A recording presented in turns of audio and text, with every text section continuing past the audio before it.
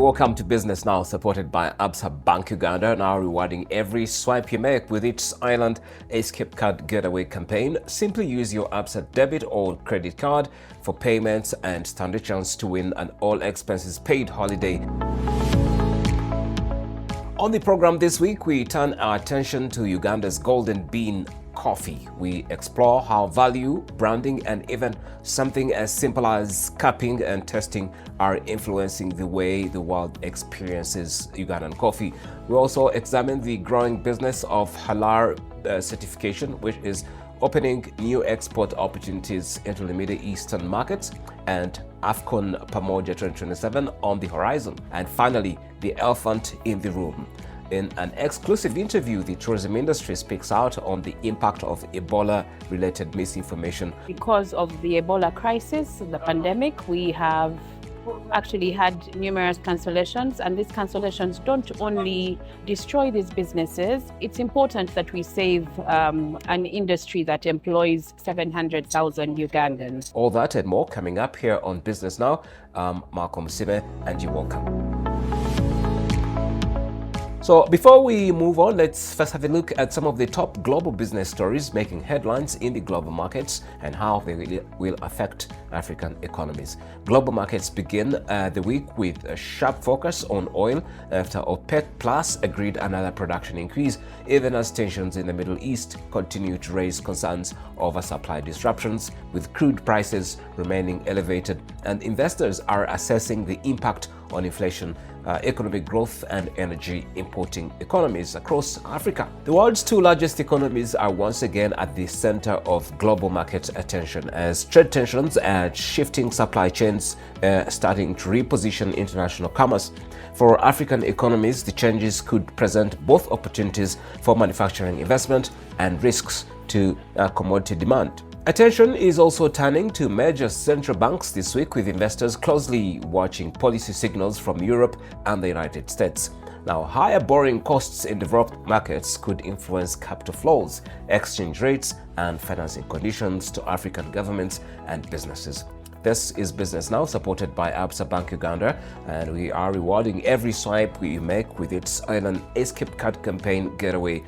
Simply use your Absa debit or credit card for payments and stand a chance to win an all-expenses-paid holiday. For all the other services regarding banking or financing your business growth and etc., you can reach out to any Absa Bank branch across the country. This is Business Now, and Ugandan coffee farmers are being given a new platform to connect directly with European buyers through a marketing initiative targeting Germany's specialty coffee market. And the Little Farms Uganda Coffee Passport will showcase 30 premium Ugandan coffees and the stories behind their producers, reaching consumers across 5 German cities. Organizers said the project forms part of the broader strategy to strengthen Uganda's reputation as a high-quality coffee origin, expand direct trade relationships, and increase the value of Ugandan coffee exports to one of Europe's largest coffee markets. I was invited for cupping lessons at the Coffee Minds Hub and spoke to Tom Kalyesubula, the brains behind the Coffee Passport. We got so many samples, now we have to profile them. The goal is to create a tasting guide for the German consumer, because we want Ugandan farmers to connect as much as possible with the roasters directly and their consumer. That increases the value of our coffee. Does the German guy care? Yes, Germans are very interested. They're interested in the quality, of course, but also the human side of the coffee, where this coffee actually comes from. I know you've heard about this big EUDR and traceability. Yeah. This passport solves all those issues in one go and creates a very strong brand for Ugandan coffee. In Germany, most of our coffee is sold to people via, for example, Italy. So we don't have a very strong, distinct Uganda brand. And this is what Uganda Cup is about, which is the tasting guide for the German consumer. Each page in the passport has, for example, the profile of the farmer, and it describes the coffee, and there's space for the consumer to add their own notes or experience of the coffee, which makes it a journal, a coffee journal. Uganda Cup is a coffee tasting roadshow going to 5 different cities In each of those places, we will give away the passport to everyone who comes to taste the coffee. This is how we elevate the brand of Ugandan coffee so that we make more from our coffee. Specialty coffee fetches more money than commercial coffee. And we want every farmer to have that opportunity to make as much money as they can from their coffee. And what will also happen through Uganda Cup is we will match roasters directly to farmers so that you have that direct trade relationship. That's always more valuable because, as you know, roasters have a huge margin on coffee. They can buy a kilo of Robusta in Germany, landed at about €5. When they roast it, it can go up to 40, 50, depending on how high quality the coffee is. So the roaster, talking directly to the farmer, translates into more money for the farmer. Traditionally, coffee was grown on 1 acre, smallholder farmers, that's 1 acre on average, but their farmers were growing on 3, 4, 5, 10. That's not so huge, but already it tells you that they're thinking commercially about coffee. So it's changing. Nonetheless, the majority of Ugandan coffee is grown on smallholder farms. So that structure of the industry means that we need to focus on value addition at the farm level so that even that guy with 1 acre can make more money from the coffee. If we produce higher quality, specialty, fine coffee, they make more money. So that's the whole thinking behind Uganda Direct, raise the quality of the coffee, find more commercially minded farmers, and create direct connection between the farmers and the quality of the coffee they produce so that the roaster can appreciate that and pay more. That's the thinking behind Uganda Direct and Uganda Cup in Germany and this whole platform we're trying to build. So when you start this process, you start a timer. So this used to be UCDA doing this? UCDA still does this. They have several labs, one in Lugogo, which assesses at random quality of different coffees across the country, which they collect when they come to either allow you export or not. So they'll do a sample, ends up in the UCDA lab and it's assessed for quality. So in that setting, they will do like 5 different cups of the same coffee to check for defects in that coffee. So I will invite Derek to take the next step of breaking the crust, explain a bit those intricacies. So we wanted to see what's the difference between this bean and the one that is exported or sold on the European market. So what I'm doing here is actually learning how do we move this coffee from this normal bean to what is sold. What you do on the farm can push the price. It starts from the way you grow it, the fertilizer you apply, how you water the plants, making sure that it's breathing right, how you even plant it. All those steps contribute to how you harvest it, making sure you're picking the right beans, and how you store it, how you dry it, and that's all, how you grade it. All that is part of this process that helps me know that once I do it right, I can fetch a much higher price on the market. But how many farmers do you know in your community that do what you said? It sounds honestly so alien to most farmers. None. Is that a place where now every farmer should go?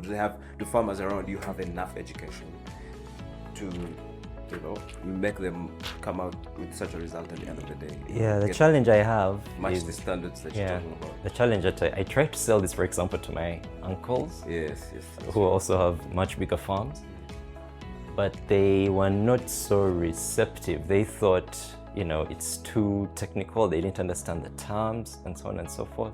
So they're quite comfortable, I would say, with what they're getting. They think it's scamish to have someone come and then say, you can do these other things to make it. Then the other thing is that the inputs that they have to put in also cost quite a significant bit. The fertilizer, the watering for those guys who don't have water, and the spacing, getting the right type of coffee to plant. To what level would you go beyond this level to make more money? You think farmers can do that? Yes, especially when you take the coffee to the machine, right, to dry it and to get out the green bean. Yeah, right. And hull. There is so much value you can get there, and then you sell that. And what I like about the Uganda Connect thing is that they're bringing the roasters directly to us, to our farms, to even see the source, like how we grow it, how we harvest it, and so on and so forth, so that we can fetch more on the market.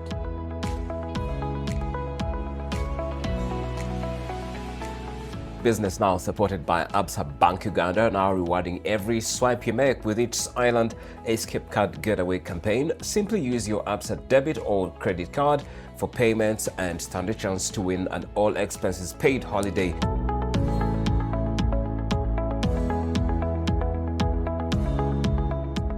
On June 19th, 2027, Uganda will begin co-hosting AFCON Pamoja 2027, one of the country's continent's biggest sporting tournaments.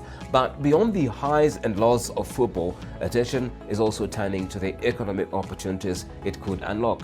One of them is the fast-growing halal economy, which industry players say strong certification and Muslim-friendly tourism services could help Uganda attract new visitors, investment and export markets from the Middle East, North Africa and Asia. Ali Kalema is the Executive Director of the Halal Assurance Institute here in Uganda. He explains why it is for Ugandan businesses to get halal certified and important for them to grow.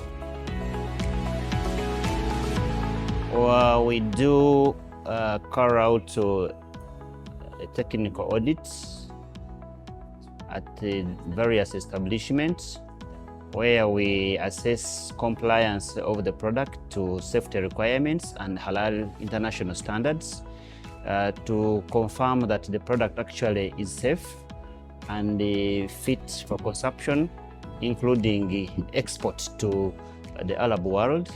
Arab world, we do our major export destination markets include the United Arab Emirates, Qatar, and Saudi Arabia. We do export agricultural products, fruits and vegetables, animal products, include beef, dairy, etc. Those are the key areas of product certification where we do support exports. Halal Assurance Institute is in partnership with the SGS Gulf Limited to ensure that we offer accredited services. By that we mean that the certification we offer will act as a visa once the goods arrive at customs in any of those destination countries in the Arab world. They do request for certification, halal certification, which is accredited. So that's how we can ably facilitate and boost the goods leaving Uganda to those countries. Client or an exporter to obtain a halal certificate, it is usually a technical process. Client has to apply via our website, and the application is actually technically checked for completeness. Once the application is complete, we do invoice the services, and then we accordingly schedule an on-site audit to assess the production processes, the product, the labeling to the requirements of the destination market. We usually emphasize that the client has to meet the market requirements. We do that to avoid re-export delays at customs. The coming of halal assurance into the market has actually reduced the cost of halal certification by 30%. We are able to coordinate with and cooperate with our foreign certification bodies whom we work together to ensure that we facilitate these exports. So we are able now to offer certification which is accredited. Before, it has been a challenge since companies had to move individually to source those certifiers from abroad into the country to carry out technical audits to facilitate exports and actually issue out shipment export certificates. We are able to tap into the markets of the Arab world, the tourists coming, the business travelers coming from the Arab world to be interested in our services because we are able to have their culture implemented here in our properties, in our hotels, in our hospitality services. The major purpose of halal certification here is we would like to call upon the hotel owners to please see if at all you certify your hotel and it's halal certified. These are the advantages you will get. In that, someone will feel the comfort in consuming your product, well knowing that where I am, I'm good to go. Certification is beyond even the foods only. There comes to the shelter itself. Many people would like to know, how is the housing, how is the shelter is, where am I going to sleep, is it halal? If I'm a Muslim, will I be able to practice my deen? This is where all about the halal certification comes in. If you're dealing in consumables, if you are dealing in foods, someone will ask, is this thing you are dealing in, is it halal certified? If you have that certificate of halal, trust me, you will be 100% sure, and you will be the target market of the consumers. I would also add on the fact that since Uganda is planning to co-host AFCON 2027, that is coming up in around 19th June to 17th July. That's next year. I call upon the owners of hotels, restaurants to obtain halal certification services. Of course, that one will definitely factor in the numbers of visitors, the football fans, the families, the business travelers, the media will also be here. So once visitors are able to check in for longer days, that will actually improve on our foreign revenue, and we shall be able to look at these tourists actually coming back even beyond AFCON, and that one also strengthen our export potential, since people will be able to confirm and enjoy the services which are friendly back in their country as halal certified. The tourism sector is warning of growing financial pressure following a wave of trip cancellations linked to the recent Ebola outbreak. Tour operators, their umbrella association, UTA, has told NTV Business Desk that the cancellations have triggered significant refund obligations, forcing many businesses to seek loans, while raising concerns about the wider impact of hotels, national parks, and conservation activities. The Association of Uganda Tour Operators is now calling on government for interventions to support an industry that employs hundreds of thousands of Ugandans. Our major business is actually to attract tourists into this country.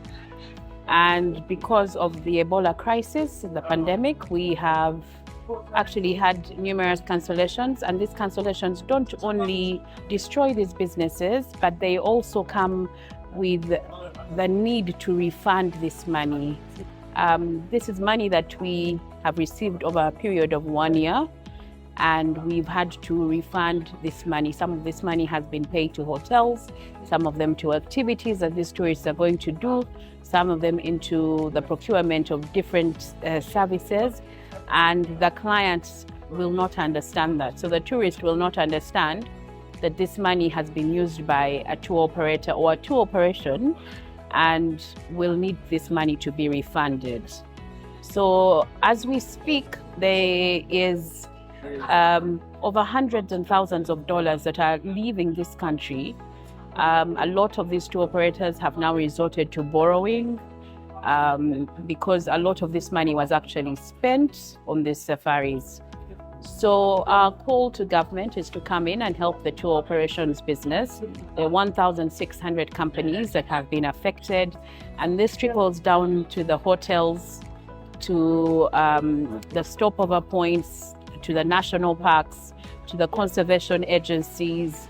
And it's important that we save an industry that employs 700,000 Ugandans. Our tourists, in most cases, they don't differentiate isolated cases. Because places like Murchison Falls National Park, we have not had any case of Ebola. And according to the numbers that we have in the country, from the Ministry of Health, it is very, very minimal, to the point that it cannot restrict our country, it cannot restrict our tourism industry to move forward. So my only request to the government and the media houses around Uganda to be able to actually support the country in the way we actually disseminate information to the destination and the people out there. I think this is wrong and it has killed our businesses. Cancellations are too much. Livelihoods are being affected across the entire tourism chain, and we wish this can be sorted as soon as today. We acknowledge that maybe there were people who tried to come into the country, but the government of Uganda has since come in to block and close the international borders between Uganda and DRC to ensure that the movement between these two countries is restricted. But the most unfortunate part is that Ugandans' records are being bundled with other countries, yet the problem here on the ground is not so big as it is being portrayed in the international media. This trickle-down effect is quite strong, and the effects are enormous. So our conservation, for example, our conservation story as Uganda, when you look at the Uganda Wildlife Authority, pretty much relies on the income that is generated from the tourism activities. Now, a reduction in that income also has a trickle-down effect on how the conservation is going to happen. Not that without money 100%, the conservation doesn't happen. It happens, but the effects are enormous because they need financial resources to be able to conserve. The beauty could be how would the relevant authorities in the Ministry of Health, the CDC Africa, the WHO, Uganda, really come out to give confidence to travelers. Because here you're not only reporting the crisis, but you're educating about the crisis as well. So for me, it gives me an opportunity to give a shout out to whoever is trying to protect Uganda's image in this crisis. Uganda is safe for travelers. We've had cancellations as a company, but again, luckily, we have had also some clients that have withstood and they are here running their safari for 15 days. So my appeal really to the rest of the tour operators is to show resilience this time, but try to write as much as positive things about Uganda, trying to communicate to your clients what's happening, the real situation, and then we will definitely go out of this. We are trying to talk and to make sure that the embassies of these countries actually paint Uganda in the actual image that it is currently in. We do not have a major threat at the moment due to Ebola, and Uganda is quite safe. The government of Uganda has over time built capacity to make sure that it protects and it helps the Ugandans to fight against such diseases. And so with that, we believe that Uganda is still safe, and we do encourage travelers to come and visit Uganda, explore Uganda, the Pearl of Africa. And that's where we leave it for this week on Business Now, supported by Absa Bank Uganda.